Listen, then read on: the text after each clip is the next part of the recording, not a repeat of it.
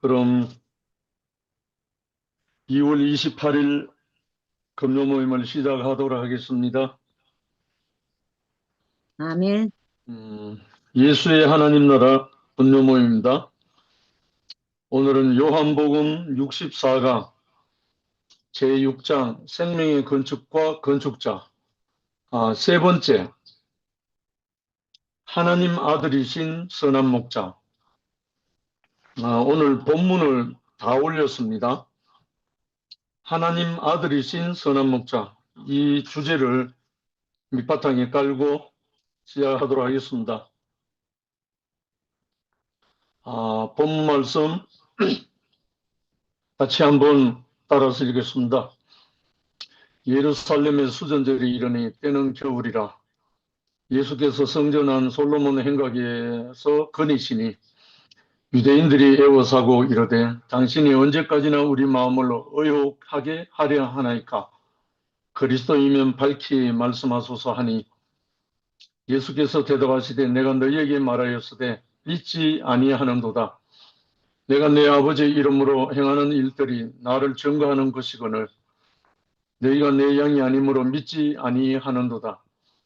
내 양은 내 음성을 들으며 나는 그들을 알며 그들은 나를 따르리니라. 내가 그들에게 영생을 주노니 영원히 멸망하지 아니할 것이요 또 그들을 내 손에서 빼앗을 자가 없느니라. 그들을 주신 내 아버지는 만물보다 크심에 아무도 아버지 손에서 빼앗을 수 없느니라. 나와 아버지는 하나이니라 하신대 유대인들이 다시 돌을 들어 치려 하거늘 예수께서 대답하시되 내가 아버지로 말미암아 여러 가지 선한 일로 너희에게 보였거늘 그 중에 어떤 일로 나를 돌로 치려 하느냐. 유대인들이 대답하되 선한 일로 말미암아 우리가 너를 돌로 치려는 것이 아니라 신성모독으로 인함이니 내가 사람이 되어 자칭 하나님이라 함이로라. 예수께서 이르시되 너희 율법에 기록된 바 내가 너희를 신이라 하였노라 하지 아니하였느냐. 성경은 피하지 못하나니 하나님의 말씀을 받은 사람들을 신이라 하셨거든. 하물며 아버지께서 거룩하게 하사 세상에 보내신 자가 나는 하나님의 아들이라 하는 것으로 너희가 어찌 신성모독이라 하느냐. 만일 내가 내 아버지의 일을 행하지 아니하거든 나를 믿지 말려니와 내가 행하거든 나를 믿지 아니할지라도 그 일은 믿으라. 그러면 너희가 아버지께서 내 안에 계시고 내가 아버지 안에 있음을 깨달아 알리라 하시니 그들이 다시 예수를 잡고자 하였으나 그 손에서 벗어나 나가시니라. 다시 요단강 저편 요한이 처음으로 세례 베풀던 곳에 가사 거기 거하시니 많은 사람이 왔다가 말하되 요한은 아무 표적도 행하지 아니하였으나 요한이 이 사람을 가리켜 말한 것은 다 참이라 하더라. 그리하여 거기서 많은 사람이 예수를 믿으니라. 아멘. 오늘 본문 말씀 중에 제목이 하나님 아들이신 선한 목자이잖아요. 그런데 예수님이 독특한 말씀을 한마디 하셨죠. 30절에 보면 나와 아버지는 하나이니라. 나와 아버지는 하나이니라. 요즘 신모띠에서 예수는 나도 하는 거하고 완전히 달라요. 이 말은. 그 말이 아닙니다. 여기서 예수님이 나와 아버지는 하나이니라 하는 말씀은 아버지와 아들은 한 생명이라는 뜻이에요. 아버지의 생명이 아들에게 왔기 때문에 아들은 아버지와 하나라는 게 한 생명이라는 거예요. 그 말씀을 하기 위해서 한 건데 유대인들은 어떻게 알아듣느냐 하면 유대인들 의식 개념 속에는 내가 하나님의 아들이라 하는 말을 하면 그럼 네가 하나님이냐 이래 되는 거예요. 그렇죠? 왜냐하면 소의 새끼는 송아지잖아요. 개 새끼는 강아지듯이 하나님 아들은 하나님이라고 유대인들은 개념이 들어가 있는 거예요. 왜냐하면 율법에도 그렇게 기록되어 있다고 예수가 말씀하셨잖아요. 내가 너희를 신이라 하였노라. 하나님의 말씀을 받은 사람들을 신이라 하셨다. 쉽게 말해서 바로 앞에 모세를 세울 때 하나님이 내가 너를 바로 앞에 신으로 세우겠다 했거든요. 그 말은 모세가 신이라는 말이 아니고 다른 사람들 보기에 신처럼 보이게 하겠다는 거예요. 왜냐하면 사람으로서 신의 능력을 나타내게 하니까 사람들이 보기에 신처럼 보인다는 거예요. 그렇다고 모세가 신이 아니잖아요. 그와 같이 예수님도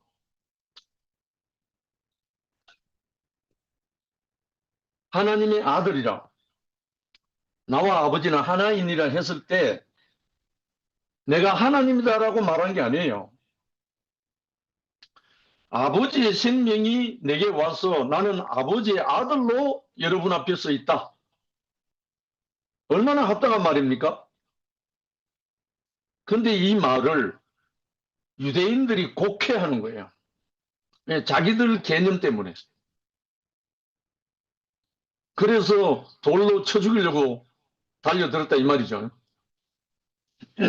그런데 마지막에 41절, 42절에 보면 많은 사람이 왔다가 말하되 요한은 아무 표적도 행하지 아니하였으나 요한이 이 사람을 가리켜 말한 것은 다 참이라 진실이라 그리하여 거기서 많은 사람이 예수를 믿으니라. 그러니까 거기서 예수를 믿은 사람은 참으로 복되죠. 그런데 유대인들은 제사장들과 장로들과 서기관들은 자기들의 기득권이 있기 때문에 그 기득권의 손상을 입기 때문에 예수를 멸하고자 한 거예요. 진실로 하나님의 아들이 나타나면 우리는 박수를 치고 환영해야 되잖아요. 하나님의 아들이란 말은 육체가 없는 하나님이란 뜻이 아니고 하나님의 생명이 육체 안에 와서 아들로서 나타난다는 거예요. 사람이 누굽니까? 원래 사람이 하나님의 아들로 지어졌잖아요. 이는 내 사랑하는 아들은 내 기뻐하는 자다. 이게 하나님께서 예수 그리스도가 세례를 받고 올라올 때 확증하셨고 그 다음에 변화산상에서 이는 내 사랑하는 내 기뻐하는 자니 너희는 저의 말을 들어라. 사랑하는 자 아들이란 말이잖아. 왜? 구체적으로 뒤에 나오겠지만 아무나 하나님의 아들이 아닌 거예요. 하나님의 아들이란 말은 하나님이 나타날 때 하나님의 성불이 나타날 때 하나님의 아들이라고 말할 수 있는 거예요. 그래서 우리가 이게 오해가 없도록 바라고요. 유대인들처럼 우리도 오해하면 안 되겠죠. 첫 번째, 하나님 아들이신 선한 목자. 예수는 그리스도로서 불 가운데 계신 하나님의 말씀을 육체로 가져오신 분이다. 왜냐하면 하나님은 소멸하는 불이시라야 돼요. 하나님 존재 자체가 하나님의 성분이 사람에게 들어오면 소멸시킨다. 뭘 소멸시키겠어요? 지난번에 LA 산불 나고 나니까 모든 걸 다 초토화시켜버리잖아. 우리나라 고성에도 산불이 일어나니까 그 산에 있던 모든 것을 다 불태워버렸잖아. 그런데 하나님은 소멸하는 불이라. 그런데 하나님이 오시면 뭘 소멸하죠? 하나님으로부터 오지 않은 모든 것을 소멸시키는 거야. 하나님으로부터 시작되지 않은 선악과로 말미암아 시작된 모든 것을 소멸시켜버리는 거예요. 그래서 불세례가 필요하고 그래서 십자가가 필요하다는 거예요. 제가 이번에 해킹을 당했잖아요. 해킹 당하고 나니까 폰이 작동을 못하는 거예요. 폰에 있는 각종 어플 앱들이 춤추는 거예요. 춤추는 거예요. 작동도 안 되고 기능도 상실해 버렸어요. 너무 놀래가지고 그런데다가 한 은행에서 문자가 와가지고 확인해 보니까 해킹됐다는 거예요. 다른 말로 폰에 악성 앱이 깔렸다는 거예요. 악성 앱. 쉽게 말하면 하나님의 형상으로 지음받은 사람에게 선악이라는 악성 앱이 깔려버렸어요. 하나님의 형상으로 지음받은 사람에게 속이는 자가 와서 악성 앱을 깔아버리고 나니까 하나님의 형상 구실을 못하게 된 거예요. 하나님의 의의 경기로, 하나님의 정인으로, 하나님의 형상으로 지음받은 사람에게 선악과의 악성 앱이 깔려버리고 나니까 더 이상 하나님의 아들도 아니고 더 이상 하나님의 형상도 아니고 마귀의 형상이 되어버린 거예요. 그래서 제가 폰을 들고 어디로 갔느냐 하면 삼성 AS 센터로 달려갔습니다. 빨리 초기화 시키라는 거예요. 왜 초기화 시키겠죠? 너무나 유익하고 유용하고 많은 앱이 깔려있고 형제 자매들의 전화번호와 이름과 모든 것이 깔려있는데 그걸 다 날려버려요. 초기화 시키라는 거예요. 얼마나 억울하고 얼마나 원통하든지. 그래서 제가 삼성에서 가서 눈물을 머금고 폰을 초기화 시켰습니다. 왜냐하면 깔려있는 악성 앱을 제거하지 않으면 폰을 사용할 수가 없는 거예요. 그런데 이 비밀 속에 우리 사람 속에 선악과의 악성 앱이 깔리고 나니까 아무리 애쓰고 힘쓰고 몸부림쳐도 울어도 참아도 하나님의 형상으로 쓰임 받지를 못하는 거예요. 안 되는 거예요. 안 되는 거예요. 그래서 제가 폰을 초기화 시키고 난 다음에 형제들의 전화번호 많은 자료들 다 날아가 버렸어요. 그래서 어떤 형제가 전화가 와도 누군지 몰라요. 그래서 모르는 전화를 제가 함부로 받을 수도 없어요, 이제. 그래서 부탁했어요. 만약에 형제 자매들이 전화를 하면 먼저 문자를 달라고. 누구라고 문자를 주시고 전화를 주시라. 그런 부탁을 했습니다. 그런데 제가 폰이 초기화 되는 것을 경험하면서 하나님이 선악과의 악성 앱이 깔려버린 모든 아담들에게 하나님의 특별 대책, 특단의 대책을 준비하셨는데 사람들 안에 있는 악성 앱인 선악과를 도말시킬 수 있는 유일한 길은 초기화시키는 거예요. 초기화시키는데 초기화가 뭐냐? 십자가예요. 십자가로 완전히 없애버리는 거예요. 십자가가 초기화한다. 그래서 사도 바울이 내가 십자가 외에는 자랑하지 않겠노라. 십자가 외에는 아무것도 말하지 않겠노라 하는 말이 그 말입니다. 그래서 이 십자가는 뭐냐?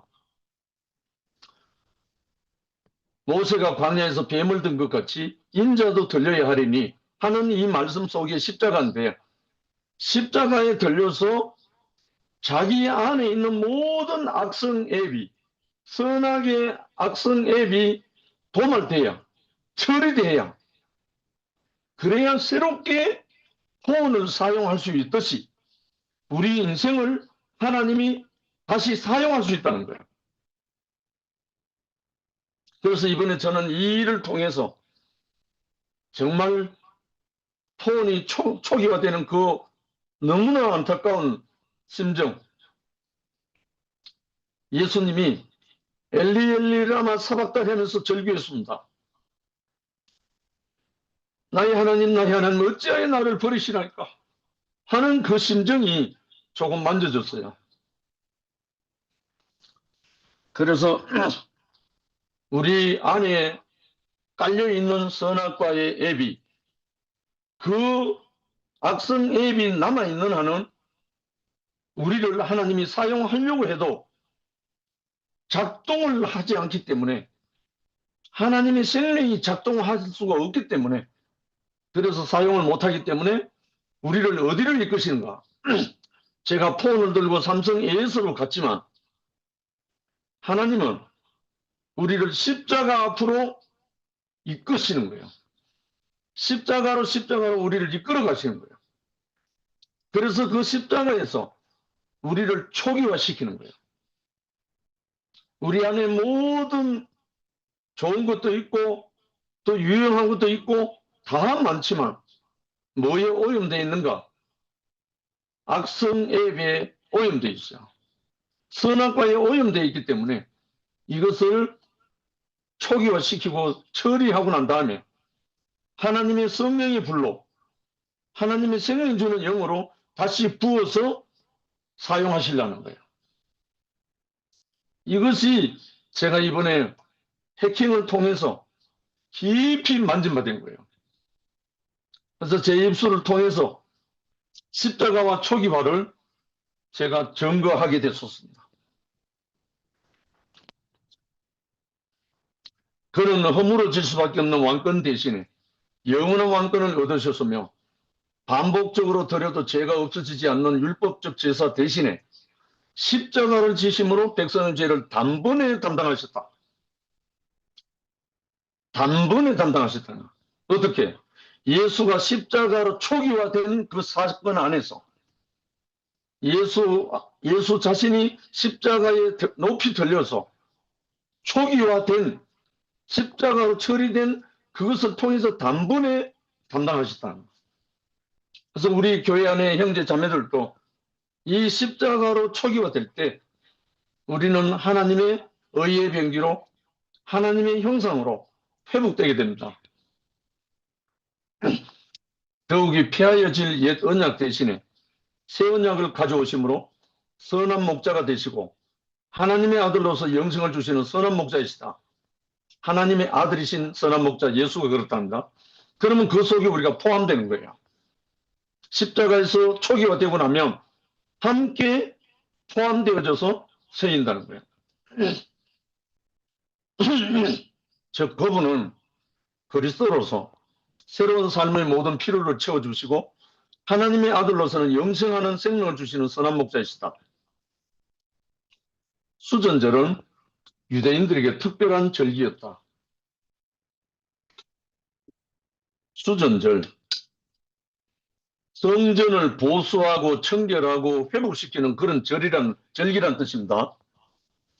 수리아의 안디오코스 에피파네스가 헬라 문화에 도취되어 팔레스티인의 유대교를 없애고 헬라 문화와 종교로 대체하려고 예루살렘에 침입, 유대인 8만 명을 죽이고 8만 명을 포로로 잡아갔다.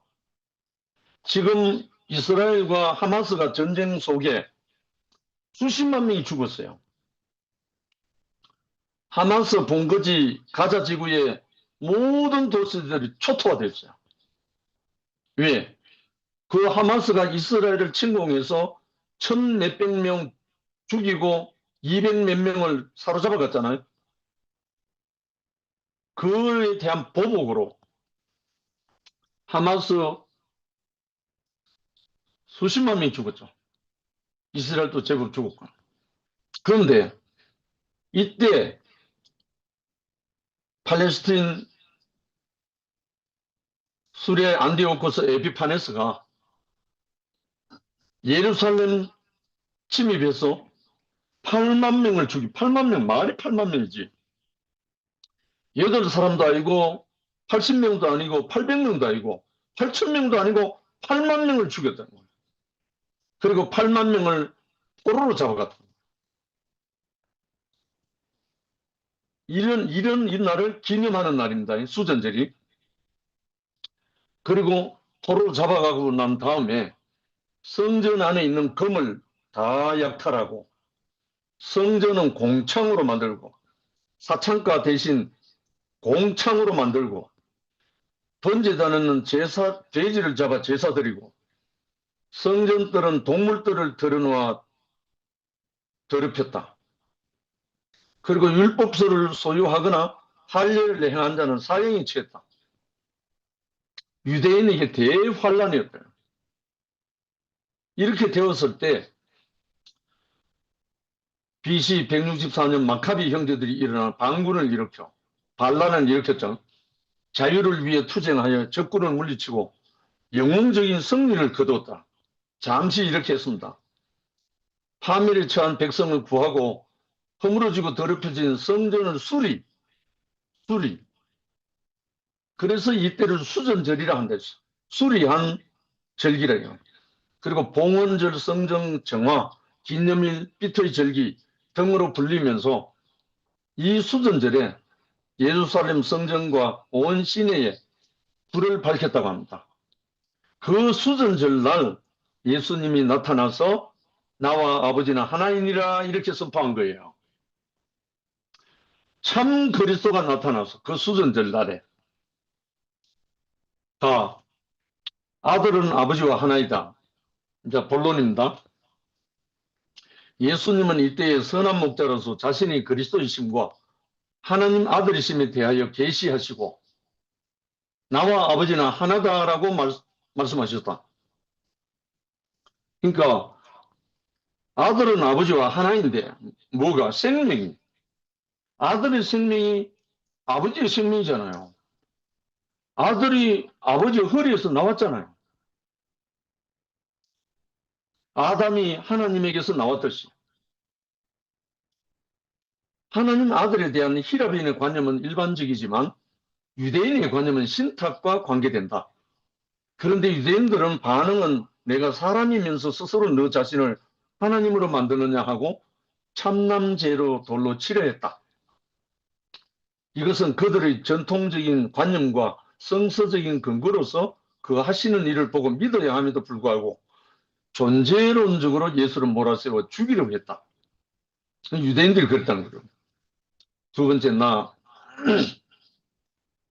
예수는 하나님의 일을 하는 아들이다. 왜 하나님의 아들이냐? 하나님의 아들은 하나님이 일을 하잖아요.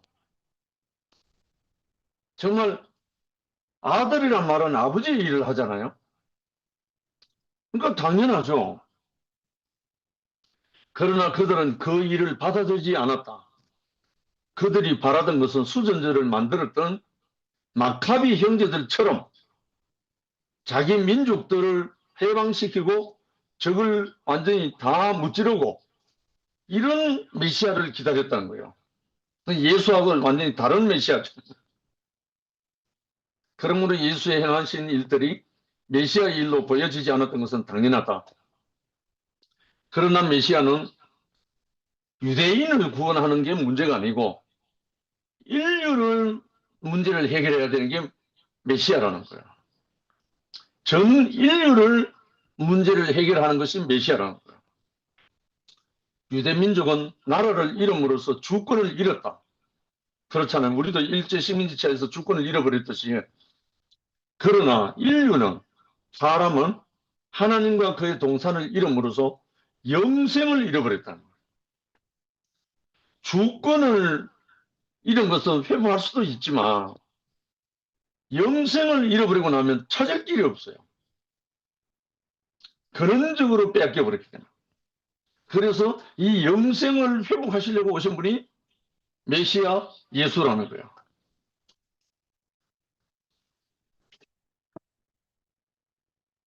예수는 단절된 관계를 회복하여 영생을 주시려고 세상에 오신 하나님의 메시아, 곧 그의 아들이시다. 할렐루야. 영생은 생명나무를 통해 하나님과 연결된 생명으로서 아들 안에서 아버지를 기쁘게 하는 삶이다. 그래서 영생이 뭐냐면 하나님의 생명이 흐르는 게 영생이니까 그 하나님의 생명이 흐르는 것 자체가 아버지의 기쁨인 거예요. 그렇잖아요.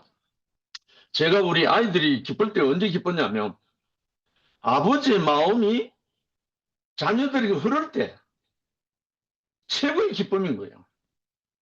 다른 거 아니에요. 다른 걸 뭐 노력하고 애쓰고 그게 기쁜 게 아니고 아버지의 마음이 자녀에게로 흐를 때 그리고 제가 어느 날 아버지 앞에 무릎 꿇고 아버지 지금부터는 제가 모든 것을 아버지 말씀에 아멘 하겠습니다 해서 그때 아버지가 너무 기뻐가지고 오랜 동안 저를 핍박하셨는데 제 그 말을 듣고 아버지가 저 따라서 우리 교회에 오게 된 거예요. 너무 기뻤어. 그러니까 이게 영생이죠. 또한 생명나무 열매를 먹고 오타네요. 열매라고 합니다. 열매를 먹고 여호와의 동산을 지키며 그를 위한 배필이 되고 부르신 이의 백성이 되어 그의 길을 쓰는 양이 되는 것이다. 목자 앞에 양이란 말이잖아요. 그래서 끝이 없는 삶, 이 요단강, 요르단이란 말이 막힘이 없다는 뜻이에요. 끊임없이 흐른다는 뜻이에요. 그래서 막힘 없고 끊임없이 흐르는 그곳에서 세례를 받았다는 거예요. 요단강에서. 그러니까 막혀 있고 단절되어 있는 인생이 어디에서 세례를 받아야 하느냐면 막힘이 없고 끊임없이 흐르는 그 생명수로 침례를 받아야 된단 말이에요. 그게 뭡니까? 성령이잖아요. 성령. 하나님의 성령이 흐르는 곳에는 끊임없이 흐르게 되거든요. 삶으로서 영생은 하나님과 연합되어 함께하는 삶이다. 아멘. 세 번째 다 아들 예수는 하나님 아버지의 생명이다. 예수를 빼도 됩니다. 아들은 하나님 아버지의 생명이다. 아들은 아버지의 생명이다. 할렐루야잖아. 구체적으로 뭐 성경 구절을 다 넣어놨는데요. 다 각자 한번 찾아보시고 은혜를 잊기 바랍니다. 성경에는 영생을 여러 가지 방면으로 묘사한다. 영생에 대해서. 첫 번째는 하늘에 간직된 구원이다. 하늘로부터 오는 구원이 영생이라는 거야. 그 다음에 베드로전서 1장 4절이죠. 하늘의 시민권, 그 다음에 상속, 영생을 가진 자는 하늘의 시민권을 가졌다는 거예요. 하늘의 시민권이 영생이란 말이에요. 그 다음에 상속, 상속은 아버지로부터 아들이 물려받는 거잖아요. 그와 같이 하나님께 있는 것을 아들에게 물려받은 것이 상속인데 그 상속이 뭐냐? 예수께서 하신 말씀처럼 숨을 내쉬며 가라사대 성령을 받아라 하시면서 예수에게 있는 성령을 그 아들들인 제자들에게 부어주셨어요. 이게 상속입니다. 그 다음에 잔치. 영생이 흐르는 분은 존재 자체가 잔치입니다. 잔치. 축제, 잔치.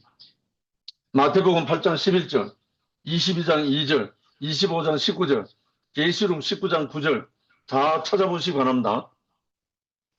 그 다음에 안전한 성, 불안전하지 않고 평안의 성이란 말이에요. 평강의 성이란 말이죠. 히브리서 11장 10절, 그 다음에 12장 22절로 24절, 그 다음에 상급과 보화, 마태복음 5장 12절, 6장 20절, 마가복음 10장 2절 다 이렇게 찾아놨습니다. 이 모든 것들은 아들이며 또한 아들이 주시는 것이다. 왜? 아들은 이것을 다 받았기 때문에. 이것을 받은 자가 아들이거든요, 사실. 아, 이는 내 사랑하는 내 기뻐하는 자다. 이 말씀이 들려올 때요, 정말 아들의 기쁨, 아들의 권세, 마음껏 누리게 되더라고요. 얼마나 감격스러운지 모른대요. 그 다음에 아들에 대해서요, 아들은 생명이다. 누구의 생명입니까? 아버지의 생명이잖아요. 다 요한복음에 대부분 다 있습니다. 요한복음 11장 25절, 14장 6절, 6장 48절, 요한 1서 1장 2절. 다 별도로 공부할 겸 찾아보시기 바랍니다. 아들은 생명을 가졌다. 누구의 생명? 아버지의 생명을 가졌잖아요. 아들은. 그 다음에 아들은 영생의 양식이다. 예수님 뭐라고 말했습니까? 내 살을 먹고 내 피를 마시는 자는 영생을 가졌고, 그러니까 예수 그리스도의 살과 피 되는 그 생명의 영을 먹고 마신 사람은 영생이 흐르는 거죠. 이미 가졌죠. 아들은 영생의 양식이다. 내 살은 참된 양식이요 내 피는 참된 음료로다. 분명히 예수님이 그렇게 공급하시고자 했죠. 네 번째, 아들을 믿는 자는 영생을 얻었다. 조금 전에 말씀하신 것처럼 아들을 따르는 자도 영생을 얻는다. 따르는 자. 제가 자주 인용하는 구절인데요. 아무든지 나를 따라오려거든 자기를 부인하고 날마다 제 십자가를 지고 나를 쫓아라. 이럴 때 베드로 보고 나를 따라오느라 내가 너를 사람 낚는 어부 되게 하겠다 하는 말씀도 하셨지만 마지막에 십자가를 앞두고 제자들에게 주신 말씀이 이 말씀입니다. 아무든지 나를 따라오려거든 자기를 부인하고 자기 십자가를 지고 나를 쫓아라. 왜냐하면 영생을 분배받기 때문에. 하나님의 아들인 예수를 따르는 자는 영생을 보상으로 받죠. 그리고 상속하는 거죠.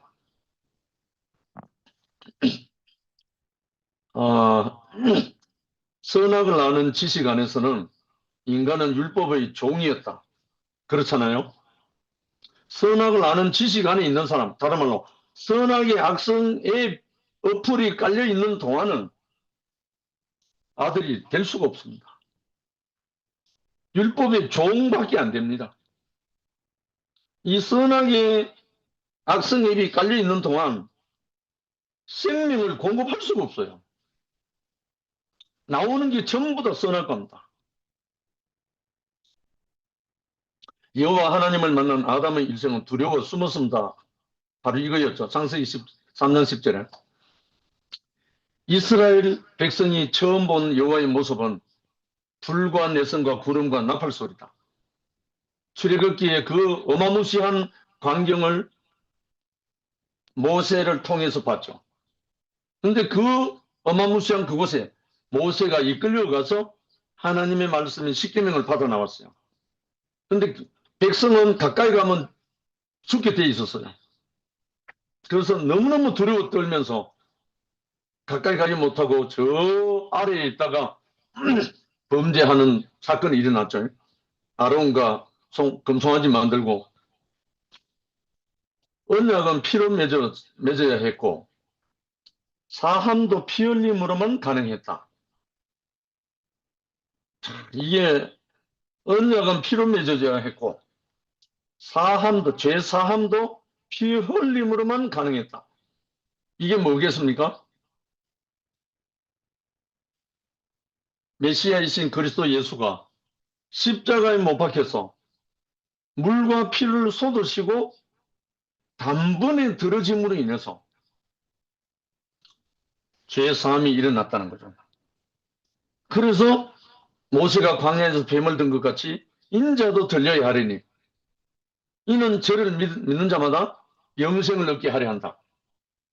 그럼 결국은 모세가 광야에서 뱀을 들었을 때 그걸 쳐다본 자는 다 살았듯이 예수 그리스도께서 십자가에 못 박혀서 아버지 앞에 들어진 그 운명이, 그 인생의 참 모습이 바로 우리 자신으로 영접하게 되면, 나로 말미암아 영접하게 되면, 생명나무로 내가 받아먹고 마시면 바로 우리 안에 구원의 역사가 일어난다는 거예요. 구속의 역사가 일어나고요. 그러므로 여호와의 관계는 약속과 배반과 은총의 반복적 순환이었다. 이 십자가가 오기 전까지. 구약이 그랬다는 거예요. 마지막으로라,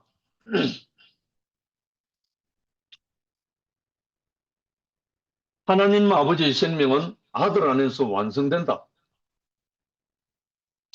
하나님 아버지의 생명은 하나님이 완성하는 게 아니고 하나님의 아들 안에서 완성된다. 대표적인 이 말씀이 뭐 있죠? 세상의 어느 누구, 인류 역사 속에서 다 이뤘다 하신 분은 한 분밖에 없어요. 그리고 예수님이 바다 위를 걸을 때도 다 이뤘다 안 했습니다. 죽었던 나사로 살릴 때도 다 이뤘다 안 했습니다. 바다를 잔잔케 할 때도 다 이뤘다 안 했고요. 그 어떤 능력과 그 어떤 것을 행할 때도 다 이뤘다 한 적이 없습니다. 그런데 십자가에 못 박혀서 마지막 운명하시면서 다 이뤘다 하고 큰 소리로 외치고 운명하셨어요. 영어로는 it is finished. 다 끝났다 이거. 완성됐다 이 말이야. 그러니까 완성이란 말은 인생의 완성, 구속의 완성, 하나님 나라의 경륜의 완성은 십자가에서 유일한 한 분, 그리스도 예수가 완성하셨습니다. 이 완성하신 그리스도 안에서 우리가 하나가 되면 그를 나의 주로 영접하고 그의 운명을 내 운명으로 아멘하고 받으며 아멘 예수, 아멘 인생, 그것에서 하나님의 영광이 아들을 통해서 완성되고 나타나는 겁니다. 그래서 우리가 몸을 입고 있는 우리를 통해서 하나님이 완성하게 하시는 거죠. 하나님은 완성할 수가 없어요. 왜? 신이시기 때문에. 육체가 아니시기 때문에. 육체를 입고 있는 아들이 완성을 해야 하나님의 나라는 완성되고 이루어집니다. 그래서 이렇게 우리에게 완성할 수 있는 그 축복을 우리 인생에 주셨습니다. 그래서 영생이 없었다. 반복적 순환이었기 때문에 영생은 단지 미래적인 약속일 뿐이었다. 구약이 그랬죠. 그러나 약속의 실제는 아들 안에서 현실로 나타난 바 되었다. 결국 이 모든 약속은 아버지 안에 있는 한 아들, 그 인격이다. 그 생명이다. 인간은 새처럼 공중을 날 수 없고 물고기처럼 물에서 살 수 없다. 공중의 생활, 물속의 생활은 새와 물고기에게만 가능하다. 이와 같이 영생은, 이게 가장 키워드입니다. 이와 같이 영생은 아들의 삶이며 아들만 가능한 삶이다. 하나님 안에 있는 그 아들만 가능한 삶이 영생입니다. 그래서 이 영생을 모든 사람이 누릴 수 있도록 십자가에서 예수님이 다 이뤘다고 완성하셨습니다. 공중을 나는 것이 끊어지지 않고 참되며 완전하고 만족한 것이라면, 이런 삶을 영생이라 한다면 이 삶은 새만 누릴 수 있다 이거죠. 공중을 나는 것이 새만 그렇게 나눌 수 있으니까. 그렇다면 우리는 어떻게 아들의 삶에 참여할 수 있는 것인가? 믿고 영접하고 따라야 한다. 그러나 어떻게 믿고 영접하고 따를 수 있는가? 사람들은 새를 믿고 영접하고 따른 결과 비행기를 만들었다. 라이트 형제들이 있죠. 미국에 비행기를 발견한 사람. 새처럼 날 수 없는가 하고 따르다가 비행기를 만들었다는 거예요. 인간의 종교가 만들어 놓은 것도 이와 같다. 그러나 비행기에 새의 모양이 있고 그 기능의 일부가 있지만 그것이 새의 삶은 아니다. 하나님의 방법은 영생이신 아들을 주시고 그 아들 안에 있는 모든 사람을 포함시켜 영생이신 아들의 생명을 주시는 것이다. 이것이 인간을 위한 하나님의 계시다. 인간의 종교는 비행기를 만들고 있으나 하나님의 계시는 이미 아들 안에 만유를 포함한 길을 열어놓으신 것이다. 그리스도 예수가 아들로서 다 이루신 분이. 그래서 이것이 영생이다. 주님은 영생을 주시고 영생을 살게 하시는 선한 목자이시다. 할렐루야. 주님을 찬양합니다.